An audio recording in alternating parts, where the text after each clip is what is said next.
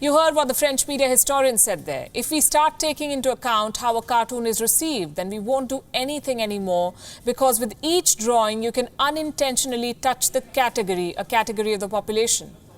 This has been the crux of the debate across Europe, not just France. The religion of Islam prohibits images of Allah, Muhammad and all major prophets. But European publications continue with their depictions, citing freedom of expression. This report recounts the many violent flashpoints. The Prophet Mohammed preached that he was a simple man, a messenger for the word of Allah or God, not to be revered himself as a deity. Islamic scholars interpret those teachings as a complete prohibition on any portrayal of the Prophet. Non-Muslims may find that strange, but this is one of the central tenets of Islam. Worship God alone. Idolatry is forbidden. But many European publications have tested these rules of Islam. Charlie Hebdo has gained worldwide fame for its controversial cartoons of the Prophet. Muslims across the world have protested against their covers.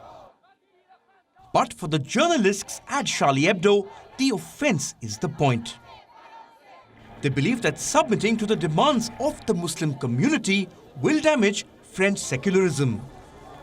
Secularism is a very important part of the French culture. The constitution requires the government to remain neutral towards religion. At the same time, public displays of religious faith are discouraged. But Charlie Hebdo's tough stand triggered deep divisions, with members of the Muslim community taking to the streets, asking the French magazine to respect their religion.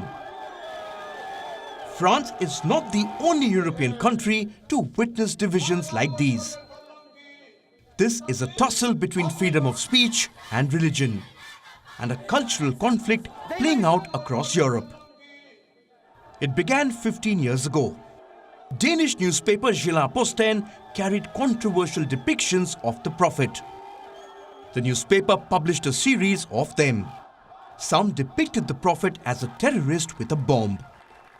The cartoons brought worldwide fame for its editor Fleming Rose. They also earned him enemies. There was a huge outcry in the Islamic world. Danish goods were boycotted in Muslim countries. Denmark's diplomats were issued summons in Tehran and Baghdad. Several European newspapers responded by reprinting the controversial cartoons. Things became much worse for Swedish artist Lars Vilks. He has been a target of at least 2 failed assassination attempts. Vilks had created controversial cartoons of the Prophet for an art exhibition. The Al-Qaeda put a $100,000 bounty on his head. He had to be put under police protection. In recent times, the depiction of the Prophet has become a political issue.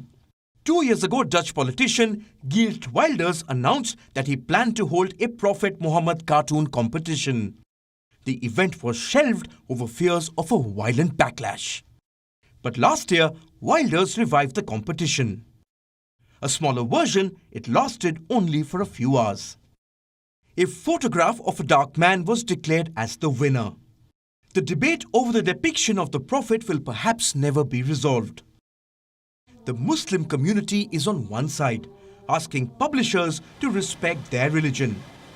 On the other side are journalists, asking for freedom of speech. Bureau Report, WION World is One.